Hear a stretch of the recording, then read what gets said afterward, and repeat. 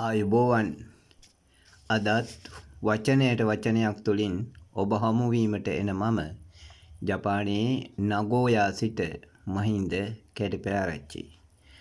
ලංකාවට ඇතිවුණු ආපදා තත්ත්වය නිසා අන්ත අසරණ වුණ දහස් ගණනක් මිනිස්සුන්ට අතහිත දෙන්න අනේ අපොයි කියලා හිතුන ලක්ෂ සංඛ්‍යාත ආදරණීය හිත් ඇති මිනිස්සු ගැනයි අද මේ වචනයට වචනයක් කතා කරන්න.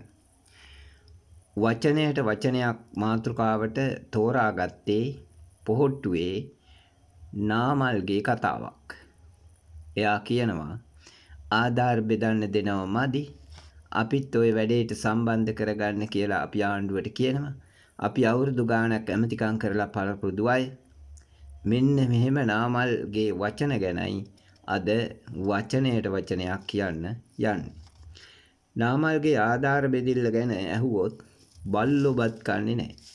බල්ලන්ටත් ඕකුන්නෝ අප්පිරියයි. මහා ධන නිදාන සහිත දූපතක් මංකොල්ල කාපු මං පහරන මංකොල්ලකාර 70ක් ඒ පුංචි රට ලෝකේ දුප්පත්ම රට බවට පත් කළා. හැමදාම දුක් මහන්සි වෙලා හරි හම්බ කරගෙන කාපු බහුතරයක් මිනිස්සුන්ට මරු පහරක් වැදුනා. මිනිස්සු හොරුන්ට හෙනම වැදියන් කියලා සාප කළා. ඒ සාපය උන්ට වැදුනා. වත්තට එන බල්ලන්ට ගහන ගානට ගහලා පැන්නුවා. අපි දන්න කාලේ ආපු සුනාමි ගම් වතුර අනතුරෙන් මහා විශාල මිනිස්සු ප්‍රමාණයක් මැරුණා. දේපල වලට හානි වුණා. මේක දැකලා හිත් කම්පාවට පත් වුණු රටේ ජනතාව වගේම ලෝක ජනතාවත් කෝටි ප්‍රකෝටි ගණනින් ආධාර උපකාර කළා. ඒ ලැබුණු මුදල් කන්දරාවෙන් ලංකාව සිංගප්පූරුව වගේ දියුණු කරන්න පුළුවන් කියලා ඒ දවස්වල ඔය හොරනඩය ළඟ බැල මෙහෙවර කරපු උපදේශකයෙකුත් කිව්වා.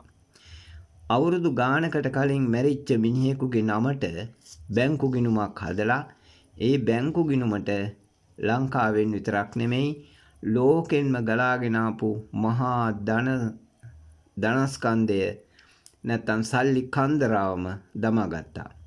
ඊට පස්සේ ආපදාවට පත් උනේ උන්ට සත පහක උදව්වක් නොකර මේ කාලකන්නි හොර පවුල ඒ සල්ලි හොරා කෑවා. රටේ මිනිස්සුන්ට පාන් කියා ගන්න බැරුව ඉද්දී මේ හොර නඩය චීස් බටර් හැම්බේකන් කෑවා. රටවල් වල ඉඩකඩම් ගත්තා. අරාබියේ මහා වෙළඳ සංකීර්ණ සල්ලි වලට ගත්තා. හිතූ විදිහට ඔය බවලතුන්ට සල්ලි වියදම් කරා. ඔය එයාලා ඉන්න එකේ කෙල්ලෙකුටත් රටේ මුදලින් පඩි ගෙවගෙවා ඒ ගෑනුන්ව ලෝකෙ වටේ රවුංග ගහ අරන් ගියා. රට හොම්බෙන් ගියා. එහෙව් අමන හැත්ත දැන් රට හදන්න කතා කරනවා. ඊට පස්සේ ආපු කොරෝනා වෛරසයෙන් මුළු රටටම අවාසනාව ගෙනෙද්දී මේ පාලක හැටි කරේ ඒක වසන්තයක් කරගත්තා. නයි පෙන්නපු කොම්බු නාලිකාවේ දිලිතයා ඇන්ටිජන් ගෙන්නලා ඒක එක ඇන්ටිජන් එකකින් රුපියල් 2000කට වැඩි මුදලක් ගසා කෑවා. බැසිලයාගේ අනන්තය හෝටල් සමූහයේ රට ඉඳලා එන හැම මිනිහම බලෙන් නතර කරගෙන ඒ මිනිස්සුන්ගේ සල්ලි ටික හූරගත්තා. එහෙව් උත්‍රාඩ හැටි කරේ දැන් එනවා ආධාර බෙදන්න යන්න. සුනාමියෙන් කොරෝනා වලින් මේ හොර පවුලයි උන්ගේ වටේ පිටේ ඉන්න හොර 70යි හොරා කාපු හැටි මුළු ලෝකෙම දැක්කා. රට බංකොලොත් කළේ රාජපක්ෂලාය කියලා උසාවි නියෝගයකුත් ලැබුණා.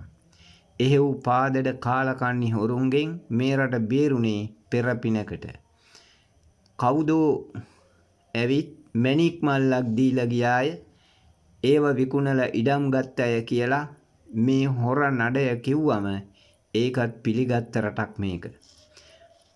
රට බංකොලොත්තේ ණය ගෙවන්නත් විදිහක් නැතිය කියලා හොර හැත්ත මුළු ලෝකෙටම කිව්වම කිසිම රටක් උදව් කළේ නැහැ. ඉන්දියාවේ හිඟන්නෝ සල්ලි එකතු කරලා ලංකාවට එව්වා. ඒ තරම් ලංකාව බල්ලට දැම්මෙව්වේ මේ රට පාලනය කරපු මේ හොර හැත්ත.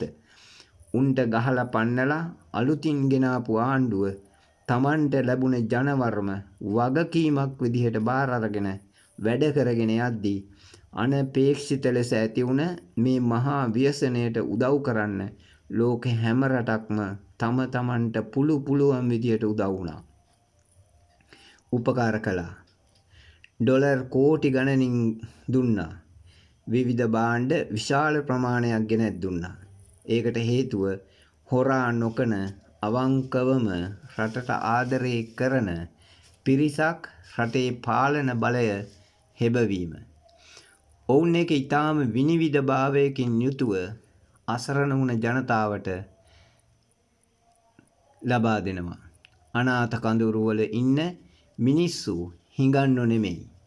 ඒ මිනිස්සු බොහෝ අය ගෞරවනීය විදිහට මේ සමාජයේ ජීවත් වුණ මිනිස්සු. හැමදාම කාට හරි කීයකින් හරි උදව් උපකාර කරපු මිනිස්සු.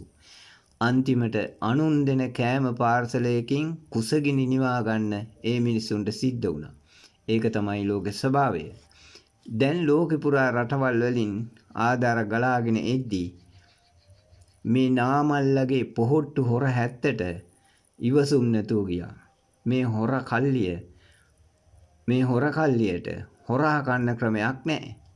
මොකද හොරා කන්න විදිහක් නැති වුනහම දැන් පස්ස පැත්තේ ඉත්තෑ උදුවනෝ වගේ හරි අමාරුවෙන් ඉන්නේ.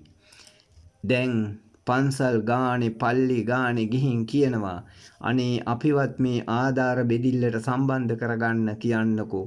අපි තමයි ඇමතිකම් කරලා පළපුරුදු අය. අපි තමයි ආධාර බෙදලා පළපුරුදු අය කියලා. තොපි ආධාර බෙදිල්ලට නෙමෙයි තොපේ හුළඟක් වදිනවට මේ රටේ බහුතරයක් මිනිස්සු කැමති නෑ.